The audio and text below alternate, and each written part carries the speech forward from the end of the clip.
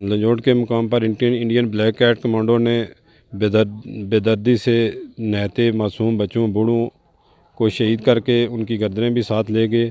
हम इस वाक़े की पुरज़ोर अल्फाज में मज़ामत करते हैं और भारत को ये बताना चाहते हैं कि ऐसे मज़मूम और ओछे हथकंडों से हम मरगूब होने वाले नहीं हैं। हम LSU के बासी बिल्कुल मुत्तहिद व मुनज़्ज़म हैं। इंडिया को ये मैसेज कन्वे करना चाहते हैं कि हमारे हौसले ऐसे ओछे हथकंडों से हमारे हौसले पस्त नहीं होंगे।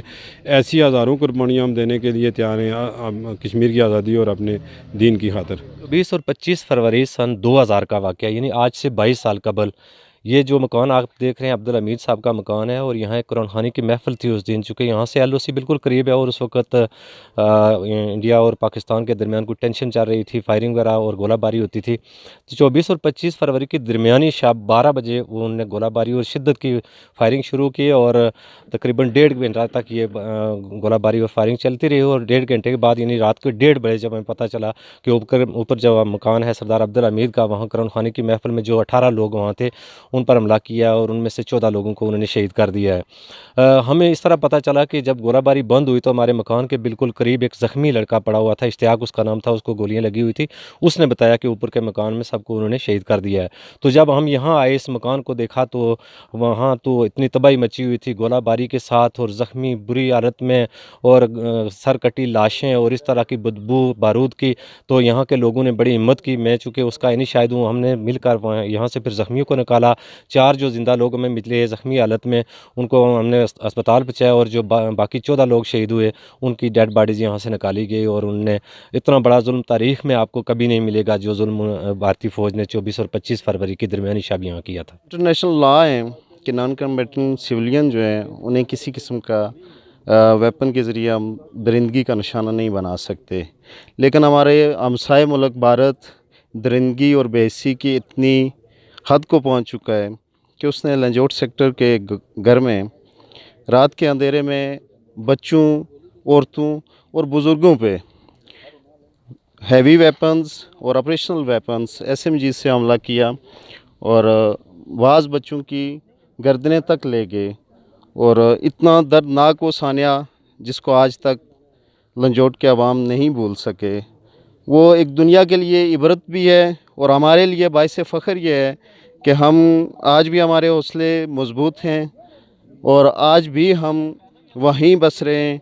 और दुश्मन के लिए हमारा ये पैगाम या उनकी नाकामी है कि वो आज भी इस चीज़ से खौफज़दा हैं कि उनके कमांडोज़ भी सिविलियन का मुकाबला नहीं कर सके। हमारी आर्मी के सामने वो कुछ भी नहीं। 22 साल पहले जो दिलखराश वाक़या हुआ लाइन ऑफ कंट्रोल लंजोट के मौका पर, वहाँ रात की तारीकी में इंडियन ब्लैक कैट ने आके हमला करके नैतिक कश्मीरियों के 14 लोगों को शहीद किया और उनकी गर्दनें ले गए। लेकिन उससे LOC के लोगों में और बिल्कुल यूनियन काउंसिल के लोगों में जज्बा जहाद का फ़रोग़ हुआ है, और हमारी ये जो नस्लें चल रही हैं इनमें भी और आने वाली नस्लों में भी जहाद का जज्बा जो है वो बेदार हुआ है।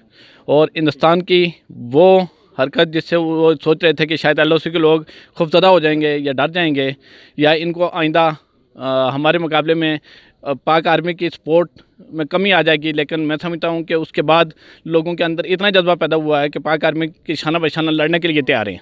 24 और 25 फरवरी दरमियानी शब को बुज़दिल दुश्मन ने एक सिविल मकान पर हमला करके 14 नायते मफातूना मासूम बच्चे और बूढ़ों को शहीद किया, जिसका मुकाबला करने के लिए हम अभी तक तैयार हैं। आज से 22 साल की पहले की बात है।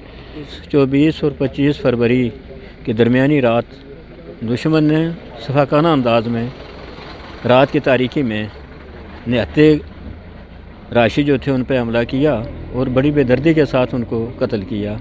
उसमें मर्द भी थे, बूढ़े भी थे, बच्चे भी थे, ख़वातीन भी थी। और फिर ये कि न सिर्फ कत्ल किया बल्कि कुछ सर जो थे वो भी लेकर गए।